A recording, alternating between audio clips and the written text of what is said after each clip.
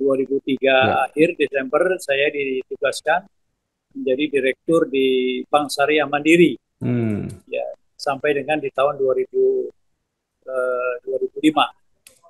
Kemudian saya dimintakan kembali lagi ke Bank Mandiri, menjadi kepala internal audit di tahun 2006, selama 2 tahun, dan 2008 saya diangkat sebagai direktur di Bank Mandiri untuk bidang compliance dan juga human capital. Ya, kemudian berputar lagi menjadi direktur risk management, direktur teknologi operation, dan terakhir adalah direktur operation sampai dengan 2018. Itu perjalanan di Bank Mandiri. Jadi saya 10 tahun sebagai direktur di Bank Mandiri. Ya. Setelah itu saya merasa sudah selesai, sudah pensiun, tiba-tiba Ya. mendapatkan penugasan kembali oleh pemerintah melalui Kementerian BUMN sebagai Direktur Layanan Strategis di Holding Pertambangan, yang kemudian dikenal menjadi Main ID. Di situ saya melakukan tugas untuk konsolidasi grup tambang, ya, ada grup Aneka Tambang, ada Bukit Asam, ada PT Timah, dan ada Inalum. Lalu juga mendapatkan tugas untuk transaksi pengambil alihan saham PT Freeport Indonesia Ya. sebanyak 51,2%. Kemudian itu di tahun 2018, kemudian di tahun 2020 itu mengambil alih 20% saham PT Vale Indonesia.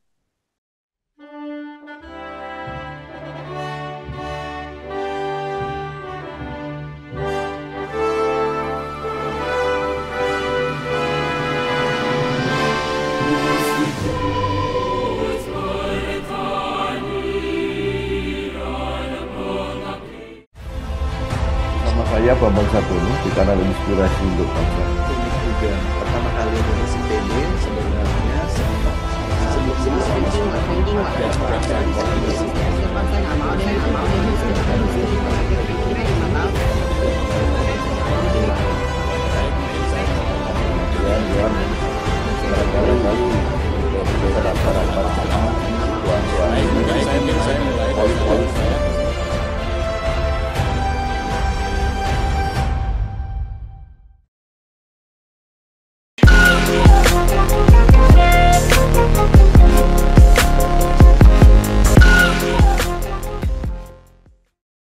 Assalamualaikum warahmatullahi wabarakatuh. Bersama saya Bambang Sadono di kanal Inspirasi untuk Bangsa. Mudah-mudahan kanal ini selalu bisa memberi inspirasi, motivasi, dan edukasi. Kami sedang Iya, mempersiapkan beberapa video wawancara untuk ikut memberi makna 59 tahun Institut Pertanian Bogor. Menurut rencana, wawancara ini akan kami bukukan. Saat ini saya sudah bersama dengan salah seorang alumni IPB, yaitu Bapak Ogi Prastomiono. Beliau saat ini adalah Komisioner Otoritas Jasa Keuangan OJK yang juga sebagai Kepala Eksekutif Pengawas Industri Keuangan Non-Bank. Apa kabar, Pak? baik, kabar baik Pak Bambang. Ya, Pak Ogi ini lahir di Bogor 21 Mei 1961. Nah, Iya, Bapak iya.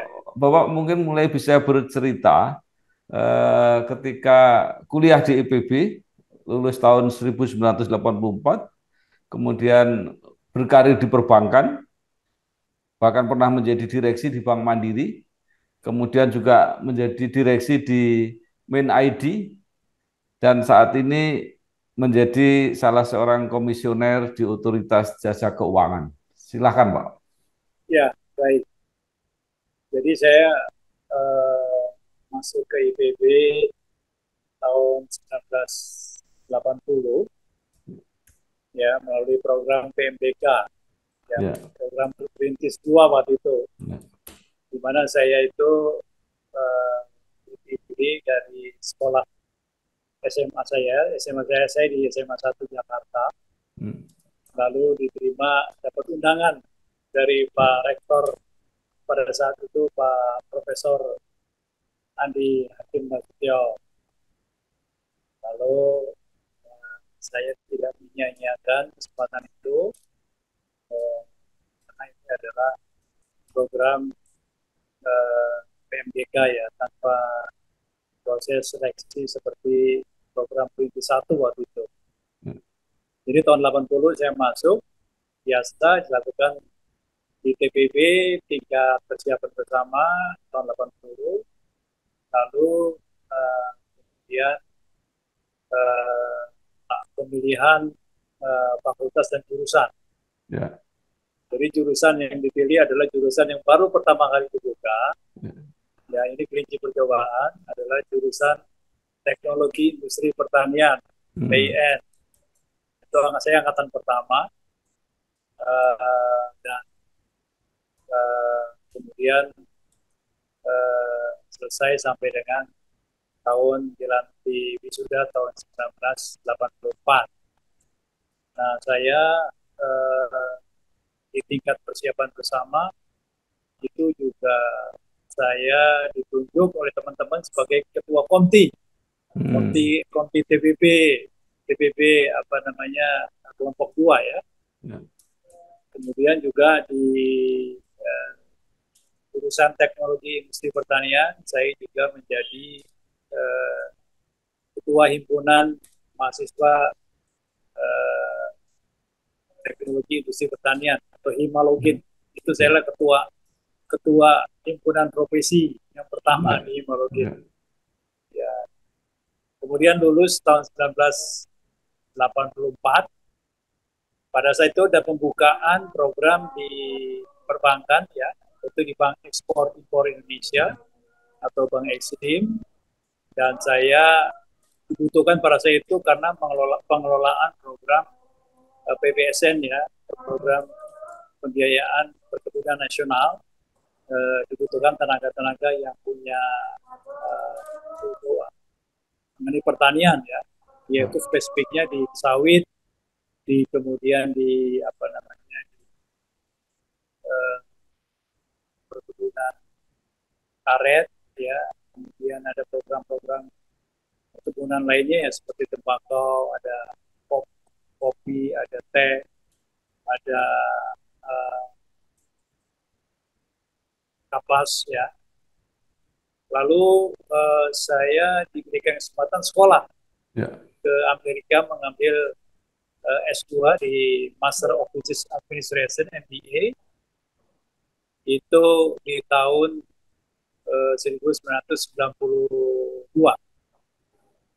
Lalu dapat gelar S2 MBA Finance di University of Notre Dame di Indiana, United States, dan kembali tahun 1994.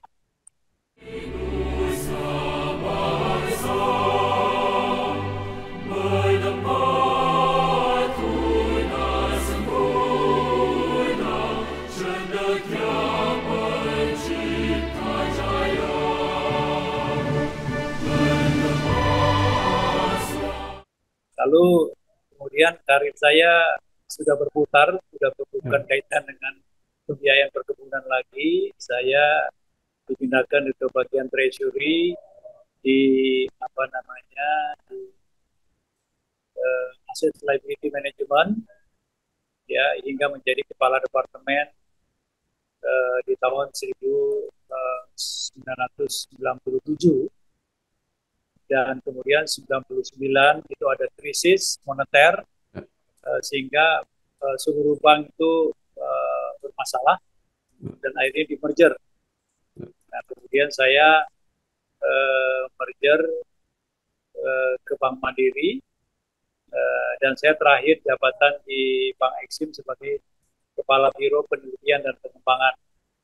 Ya, usia saya pada saat itu tahun 1998 itu adalah 37 tahun pada saat itu, sudah menjadi Kepala Biro di Penelitian Pengembangan di Bank Eksim. Saat merger 99, saya mendapatkan tugas sebagai group head untuk grup compliant atau kepatuhan. Itu sampai dengan tahun 2001. Ya, 2001 kemudian saya ditugaskan untuk mempersiapkan Bank Mandiri menjadi public company atau menjadi IPO, dan akhirnya Mandiri menjadi IPO di tahun 2003, ya 4 Juli 2003, dan menjadi salah satu bank yang tercatat di bursa sahamnya. Lalu saya di tahun 2003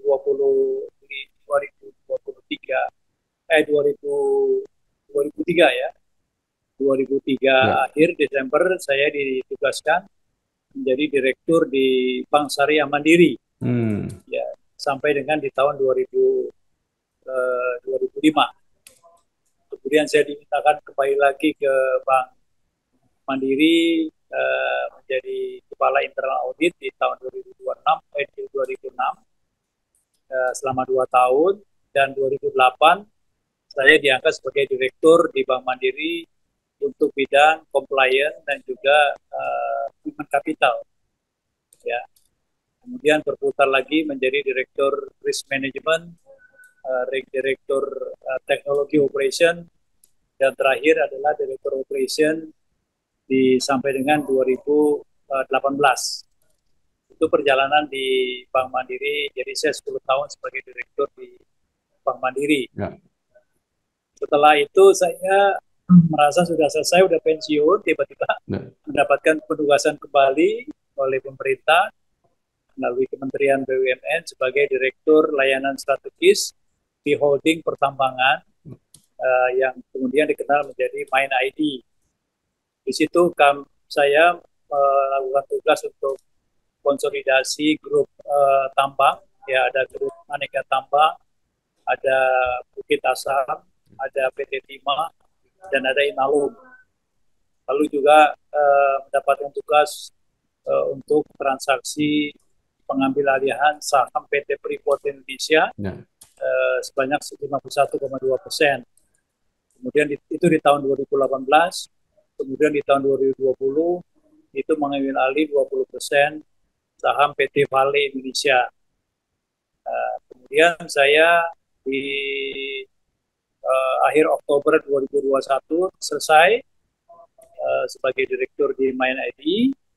Lalu saya ikut seleksi Dewan Komisioner OJK di tahun 2022 awal, dan akhirnya diambil sumpah jabatan sebagai anggota Dewan Komisioner di bidang IKNB, ya, Industri Keuangan Non-Bank, yang menyangkut perasuransian, dana pensiun, kemudian perusahaan pembiayaan dan jasa keuangan lainnya, hingga itu dilantik tanggal 20 Juli 2022 hingga saat ini sebagai Dewan Komisioner OJK dan Kepala Eksekutif IKNB.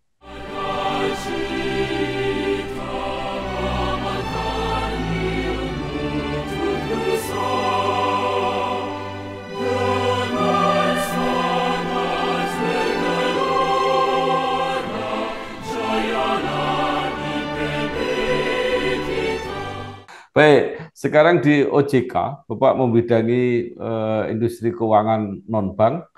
Nah, bagaimana kinerjanya sampai saat ini, Pak? Ini total institusi keuangan non-bank di Indonesia ini, dan masalah-masalah yang paling aktual, paling mendesak untuk diselesaikan apa sekarang, Pak? Ya, jadi yang namanya industri keuangan non-bank itu cukup luas, ya. Berarti bukan perbankan, bukan pasar modal. Jadi yang menyangkut itu ada tadi asuransi, ada dana pensiun, ada perusahaan pembiayaan, ada fintech lending, ada perusahaan namanya sui generis, perusahaan yang dibentuk oleh pemerintah dengan tujuan tertentu, misalnya Lembaga Pembiayaan Ekspor Indonesia, kemudian Sarana di Finance Indonesia, dan infrastruktur, dan Tapera, itu menjadi pengawasan daripada kami, termasuk Asabri. Jadi itu merupakan pengawasan kami, ya, di KNB. Total asetnya mencapai kurang lebih 3.000 triliun. Ya, 3.000 triliun dengan pelaku usaha yang cukup banyak dan apa namanya akan bertambah terus ya terkait dengan fintech lending ya terkait dengan financial technology dan juga ada nantinya dari RUU P2SK itu operasi simpan pinjam juga nantinya akan berada di pengawasan OJK. Jadi cukup banyak dan tantangan yang dihadapi terutama di perusahaan-perusahaan asuransi ya yang ada baik asuransi milik pemerintah maupun yang swasta maupun asuransi yang disebut dengan mutual life atau asuransi usaha bersama. Itu kira-kira yang sekarang sedang kami tangani. Nah, Bapak apa ya, carry over atau mendapat limpahan kasus-kasus asuransi yang lama, Pak ya, yang paling besar itu kan Jiwasraya, kemudian Asabri dan Bumi Putra. Sampai Ya, di mana, Pak, itu penyelesaiannya sekarang? ya, jadi kalau untuk asuransi Jiwasraya, sebagaimana kita ketahui, ini adalah milik pemerintah. Kemudian ini menghadapi permasalahan, ada kasus-kasus fraud, kasus-kasus investasinya yang menyebabkan investasinya turun drop. Nah, oleh karena itu terjadi kewajiban jauh lebih besar daripada asetnya, sehingga harus dilakukan penambahan modal. Dan ini dilakukan kajian secara komprehensif oleh pemerintah melalui Kementerian BUMN. Kemudian Asabri asuransi jiwasraya itu harus ditambahkan modal ya PMN oleh pemerintah ditambah 20 triliun.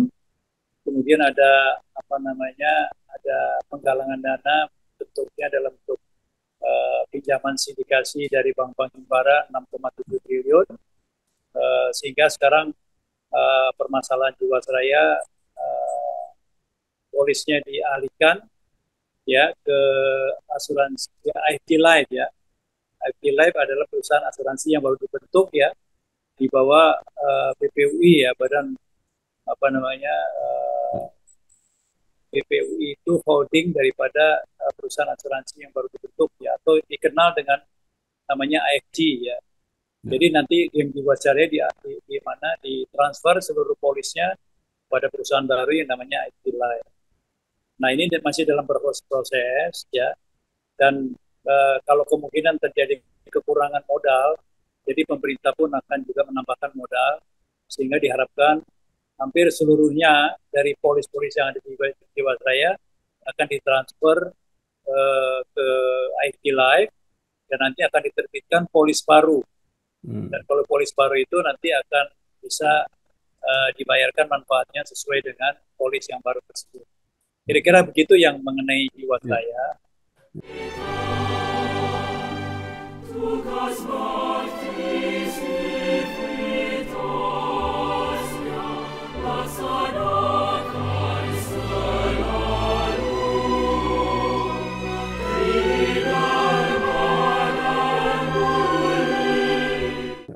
Kalau yang Bumi Putra itu adalah asuransi mutual life, asuransi usaha bersama, di mana di situ adalah pemegang polis adalah pemegang saham. Ya, di sini juga terjadi masalah investasi sehingga ini terjadi gap, kewajibannya jauh lebih besar daripada asetnya. Nah, ini dalam masih proses, jadi rencana penyihatannya sedang dalam proses. Jadi telah ditunjuk Badan Perwakilan Anggota atau BPA, ada direksinya sudah dipilih, komisaris sudah dipilih, dan dibantu oleh World Bank untuk melakukan review berapa nilai kewajibannya, berapa nilai asetnya, dan juga berapa aset finansial dan aset tetap ya, fixed asetnya. Nanti dari BPA maupun direksi dan komisaris Bumi Putra akan memutuskan kelanjutan daripada usaha bersama itu mau dilakukan apa? Apakah yang ada 3 opsi, yaitu haircut, ya, artinya polis-polisnya dilakukan restrukturisasi, sehingga nilainya itu akan berkurang, haircutnya itu masih dalam perhitungan. Atau dilakukan likuidasi, ya, di mana itu dilikuidasi asetnya dan dikembalikan sesuai proporsional kepada pemegang polis. Atau di ketiga itu dilakukan demutualisasi. Demutualisasi artinya itu berubah fungsi dari asuransi usaha bersama menjadi perseroan terbatas. Nah, dengan perseroan terbatas itu bisa mengundang investor ya untuk menjadi pemegang saham dan menginjeksikan modal untuk operasional daripada Bumi Putra. Nah, ini yang kami sedang menunggu, yang namanya RPK, Rencana Penyihatan Kesehatan itu sedang kami tunggu, dan mudah-mudahan ada solusi yang terbaik sehingga AJBB itu bisa tetap tumbuh ya dengan bentuk program yang baru. Itu kira-kira begitu yang dua Ya, utama itu daripada pelaksanaan operasi. ya. Kalau yang Asabri seperti apa, Pak? Asabri adalah kategorinya adalah asuransi wajib ya kepada TNI Polri ya, itu adalah ada perusahaan yang wajib ya, dan ini juga masalahnya sama, apa namanya, investasinya itu banyak yang nilainya drop secara signifikan ya. Tetapi dalam hal ini Asabri itu masih dalam kategori pemilikan dari pemerintah ya, dan ini masih di top up kekurangannya oleh pemerintah ya melalui Kementerian Keuangan. Jadi sejauh ini sih masih berjalan dan bisa membayar kewajiban-kewajiban kepada pemegang polis, yaitu para pensiunan TNI Polri gitu. Pak, hati-hati yo. Bagi para pekerja keras yang berlomba dengan matahari pagi, Durung Kang. Ya, badai dengan kategori 4 ini datang dengan angin. Bojoku ngapa? ada jaminan kecelakaan kerja. Buat yang banting tulang demi cita-cita yang tersayang. Ada jaminan hari Boleh tua. jadi pilot nggak? Boleh, Nduk. Pokoknya Ibu dukung. Hati-hati, Pak. Untuk yang memutar roda mengejar rezeki, nggak khawatir jalani hari. Ada jaminan kematian dan beasiswa 2 anak. BPJS Ketenagakerjaan agar mereka bisa kerja keras bebas cemas. Pasti aman, pasti cair, pasti tenang. Perlindungan pekerja sejahtera, BPJS Ketenagakerjaan. Ya, nah dengan berbagai fraud asuransi itu berdampak atau tidak, Pak, pada asuransi pada umumnya di Indonesia? Kemudian apa antisipasi yang dilakukan OJK untuk mencegah supaya kasus semacam itu tidak terulang? Ya, jadi kita tahu asuransi itu banyak permasalahan terjadi karena pengelolaan daripada investasinya yang tidak dilakukan secara proper ya. Dan sementara mereka itu mengeluarkan produk-produk yang menjanjikan return, guaranteed return yang tinggi ya, sehingga itu terjadi gap yang cukup tinggi ya terhadap kewajiban dan juga aset-aset yang dimiliki ya. Perbaikan yang kita sedang rencanakan adalah yang saya sebut menjadi 3 layers of defense ya, 3 layer of supervision. Jadi di tingkat layer pertama adalah di tingkat perusahaan, di layer kedua adalah perusahaan profesi penunjang, ya, kantor akuntan publik, perusahaan aktuaria, kemudian KJPP, investasi dan sebagainya. Kemudian layer ketiga adalah di pengawasan di OJK sebagai regulator. Di layer pertama kita itu mewajibkan adanya fungsi aktuaria perusahaan. Itu menjadi wajib karena Undang-Undang Nomor 40 Tahun 2014 mewajibkan adanya aktuaria perusahaan. Nah, ini kita akan enforce, harus ada aktuaris perusahaan di setiap perusahaan asuransi. Kemudian juga ada komite investasi yang harus dilakukan. Risk management sesuai dengan standar yang ditetapkan, kemudian juga daripada corporate governance. Nah, ini kita lakukan di layer yang pertama. Ya. Kemudian layer kedua, ini juga yang tidak kalah penting adalah bagaimana standar profesi penunjang seperti kantor akuntan publik itu bisa melakukan laporan keuangan audited yang telah dilakukan review dengan benar ya, sehingga pada saat disampaikan laporan kepada publik maupun kepada OJK itu telah sesuai dengan standar akuntansi yang berlaku. Nah ini kasus seperti Wana Arta Life yang dimana KAP tidak melaporkan, itu menyembunyikan ada polis-polis yang tidak didukung di perusahaan dan ternyata nilainya sangat signifikan. Dan ketika itu dimasukkan ke dalam laporan keuangan, itu kewajiban aktuarianya itu meningkat secara signifikan.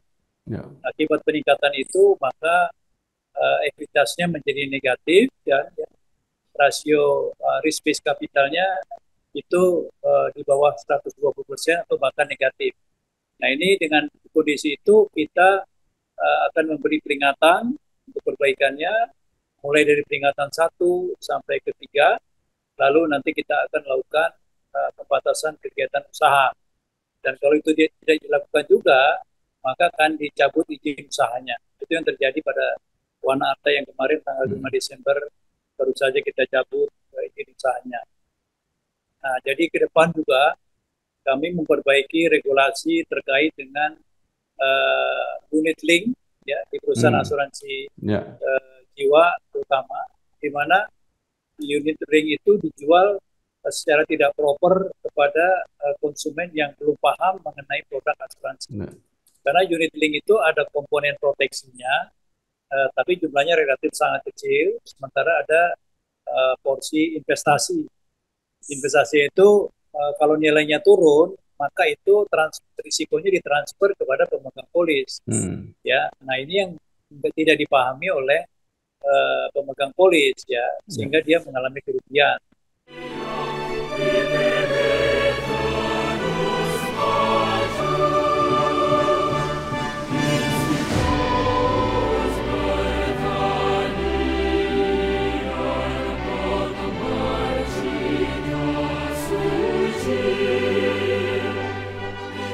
Nah, untuk itu kita akan mewajibkan penerapan daripada PSAK 74 itu adalah adopsi daripada IFRS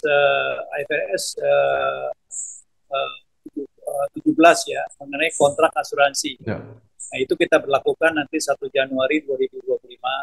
Tapi pemberlakuan ini akan sangat signifikan karena pengakuan terhadap premi itu tidak boleh dilakukan di tahun pertama, tapi itu harus dibuatkan amortisasinya, pencadangannya setiap tahun sepanjang periode penjaminan. Nah, ini akan memperbaiki daripada risiko daripada klaim yang akan dihadapi oleh perusahaan asuransi yang menjual produk link.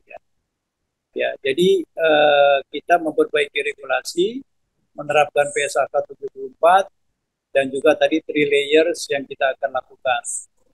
Selain itu secara sistem kita pun di RUU P2SK itu akan dibentuk lembaga penjamin polis atau LPP ya, yang merupakan penjaminan terhadap polis proteksi dari perusahaan asuransi. Nah ini akan digabungkan dengan lembaga penjamin simpanan atau LPS ya. Nah itu akan digabungkan, tetapi ini adalah khusus untuk lembaga penjamin polis. Nah ini di RUU P2SK sudah disepakati dalam waktu dekat, insya Allah minggu depan itu sudah disetujui undang-undangnya dan akan mulai efektif 3 tahun mulai dari sekarang, sehingga apabila terjadi permasalahan gagal bayar terhadap polis-polis yang proteksi, itu akan ditanggung oleh lembaga penjamin polis. Tetapi komponen yang investasi tadi seperti unit link, itu tidak ditanggung. Itu adalah risiko daripada pemegang polis. Kemudian juga perbaikannya menyangkut masalah reasuransi. Jadi kita akan menguatkan kapasitas dari perusahaan reasuransi di Indonesia, karena sebagian daripada risiko itu tidak bisa diabsorb oleh perusahaan asuransi, dan harus direasuransikan kepada perusahaan reasuransi. Sekarang ini ada 8 perusahaan reasuransi, tapi kapasitas kompetensinya masih terbatas, sehingga asuransi-asuransi yang sifatnya complicated ya, risikonya tinggi, seperti untuk asuransi yang terkait dengan pembiayaan satelit atau yang berbau teknologi dan sebagainya, itu terpaksa harus direasuransikan ke perusahaan reas yang ada di luar negeri. Nah, itu akan kita perbaiki semuanya, sehingga ekosistem perusahaan asuransi akan lebih baik lagi dan lebih sehat.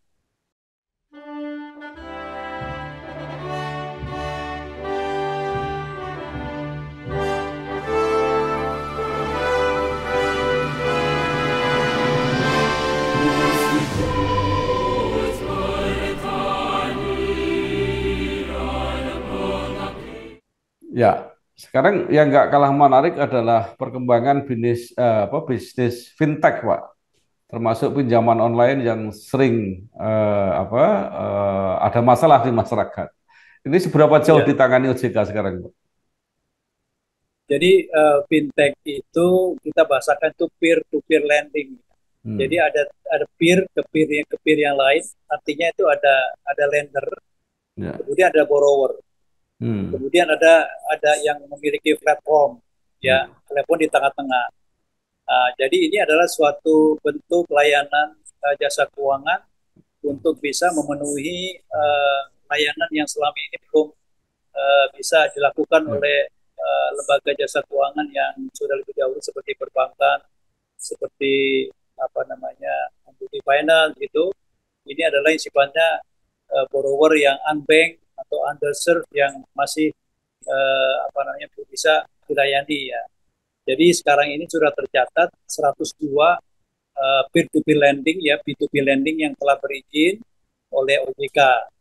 Nah, ini pertumbuhannya selalu double digit ya, pertumbuhannya sampai 80% setiap tahunnya tumbuh ya. Itu masih terkendali dengan baik. Tetapi masalahnya ada yang peer-to-peer lending atau investasi yang ilegal, yang ini sulit dikontrol ya. Tapi kita punya namanya Satgas Waspada Investasi yang terdiri dari 12 kementerian lembaga untuk bisa memonitor atau memberantas investasi ilegal ya, pinjaman ilegal. Tetapi yang di OJK sudah tertib dan kita aturannya juga sudah diperbaiki. Ya, ini juga sekarang kita mewajibkan kepada peer-to-peer lending yang ada itu menambah modal sampai 12,5 miliar. Di awal itu hanya 2,5 miliar, sekarang itu adalah 12,5 miliar. Sementara perusahaan peer-to-peer lending yang baru itu setoran modal awalnya itu ditingkatkan minimal 25 miliar pada saat itu ditutup. Nah, itu kira-kira yang peer-to-peer lending. Outstandingnya sudah cukup meningkat tadi double digit sampai 80% per tahun. Nah, sekarang itu kira-kira mendekati 50 triliun outstandingnya yang yang ada untuk pembiayaan pada borrower.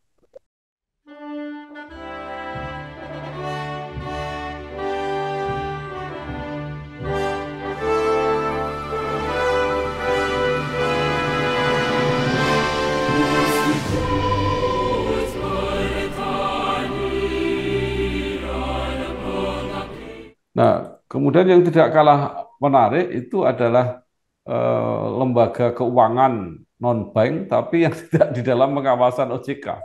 Banyak sekali koperasi-koperasi simpan pinjam itu yang tumbuh berkembang, dan kemudian juga banyak fraud dan banyak masalah yang sekarang bahkan sampai kasus di Mahkamah Agung itu adalah kasus-kasus koperasi simpan pinjam ini, Pak. Tapi juga di sisi lain ada yang menarik, Pak. Ada mereka yang koperasi bagus, justru dia pengen diawasi OJK karena dengan begitu kredibilitasnya di masyarakat itu meningkat. Bagaimana sikap OJK, Pak? Jadi koperasi simpan pinjam itu ada yang melakukan kegiatan seperti lembaga jasa keuangan. Tapi sebenarnya kalau kita lihat dari konstitusi kita, Undang-Undang Dasar, sebenarnya konsep daripada koperasi itu filosofinya adalah dari anggota untuk anggota, atau disebut dengan closed loop ya. Tapi dalam praktiknya regulasinya juga abu-abu. Jadi ada yang koperasi simpan pinjam itu adalah menghimpun dana dari masyarakat, ya dengan berbagai cara, mitra investor atau apa namanya bentuk lainnya ya. Kemudian juga menyalurkan dananya, pinjamannya kepada non anggota. Nah, kalau itu sudah seperti itu, maka aktivitasnya sudah melakukan kegiatan jasa keuangan. Nah, ini jadi dibedakan. Itu namanya yang open loop. Open loop itu seperti jasa keuangan harus wajib berubah menjadi lembaga jasa keuangan yang telah diatur oleh OJK. Nah, tapi kalau yang closed loop dari anggota untuk anggota akan tetap dipertahankan di pembinaan pengawasannya dalam Kementerian Koperasi. Tetapi kalau yang open loop itu kita akan menerima nanti dari Kementerian Koperasi mana yang open loop, kemudian akan kita wajibkan untuk merubah kegiatan usahanya menjadi lembaga keuangan yang telah diatur oleh OJK. Apakah itu BPR, Badan Perizinan Rakyat, apakah itu perusahaan pembiayaan, apakah itu modal ventura, apakah itu lembaga keuangan mikro, apakah itu peer-to-peer lending, silakan dipilih. Gitu. Tapi juga mengikuti aturan lembaga jasa keuangan yang diatur oleh OJK. Sementara yang closed loop, yang itu dari anggota dan untuk anggota, tetap diatur oleh Kementerian Koperasi dan UMKM. Gitu ininya. Iya, baik. Sekarang kembali ke IPB, Pak. Apa pembekalan ya, atau pendidikan karakter yang khas sehingga alumni IPB ini bisa muncul di mana-mana? Ya kalau kami ini kan karena program PMDK itu ya, sebenarnya secara bakat dulu kan penelusuran bakat tentunya itu sudah dipupuk sejak awal ya. Jadi kami lihat bahwa apa yang terjadi pada alumni IPB itu adalah orang yang sangat tekun di dalam menjalankan profesinya ya. Itu di mana-mana saya amati tekun ya, sangat teliti, jujur ya, itu loyalitasnya tinggi ya. Itu membuat orang-orang IPB itu bisa dapat dipercaya sehingga naik kepada posisi yang lebih tinggi ya. Satu hal yang mungkin perlu diperbaiki atau ditingkatkan adalah menyangkut masalah leadership ya, menyangkut masalah pengambilan lead orang lain ya. Berperan bukan sebagai follower tapi sebagai leader, bukan sebagai manajer tapi sebagai leader. Itu yang kurang gitu kan. Nah saya kebetulan memang dalam waktu mahasiswa itu sebagai ketua komti, kemudian ketua himpunan mahasiswa. Saya juga adalah sekjen BPM, dulu namanya BPM, Badan Perorganisasi Sekjen. Jadi saya banyak memimpin organisasi, jadi biasa gitu kan. Sebenarnya kalau pelajaran saya sih biasa-biasa aja gitu kan. Tetapi manfaat berorganisasi, memimpin orang dan sebagainya itu nggak muncul. Jadi saya itu by accident aja, karena tidak ada pemimpin, saya naik ke panggung, naik ke atas. Kalau ada yang mimpin, saya pasti nggak ada gitu kan. Karena nggak ada yang melit, terpaksa saya menjadi informal leader, kemudian jadi pemimpin. Nah itu akan terbawa terus tuh sampai saat kita bekerja di awal karir juga, itu akan manfaatnya akan banyak. Jadi kalau masalah akademik ya, kemampuan teknikal, keuletan, ketekunan, ya kerajinan, loyalitas, itu IPB sih sangat bagus lah, saya lihat di mana-mana. Tapi leadership untuk muncul menjadi leader itu sangat jarang. Itu yang orang muncul ya. Ya kecuali memang dia dari awal sudah biasa berorganisasi. Itu kira-kira pengamatan saya.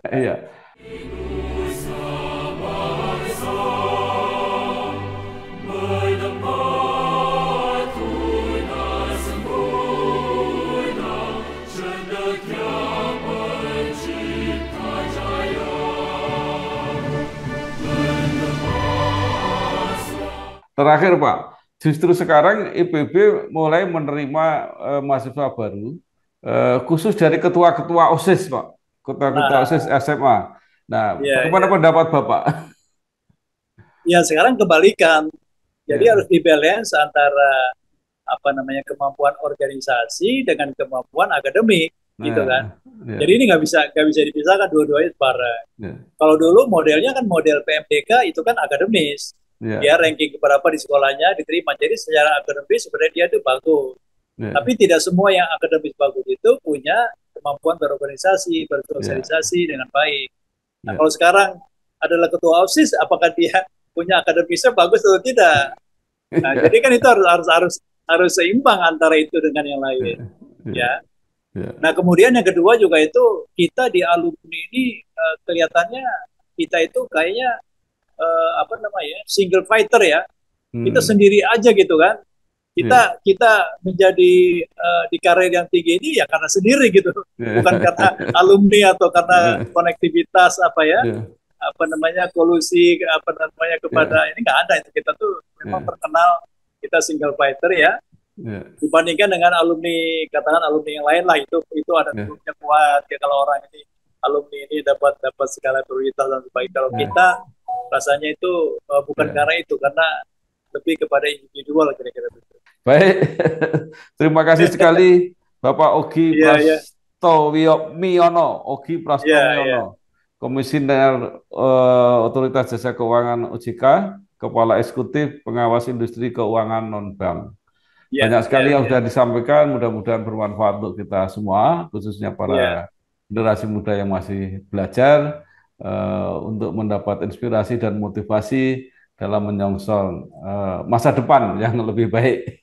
Terima kasih Pak Ogi, sukses. Ya, terima kasih Pak Bambang, sukses, sehat selalu ya. Wassalamualaikum warahmatullahi wabarakatuh. Waalaikumsalam, terima kasih. Jadikan harimu Beyond dengan Brimo. Fitur lengkap untuk jalani hari. Ada top up pulsa atau paket data. Top up berisi mudah untuk pergi ke tempat kerja.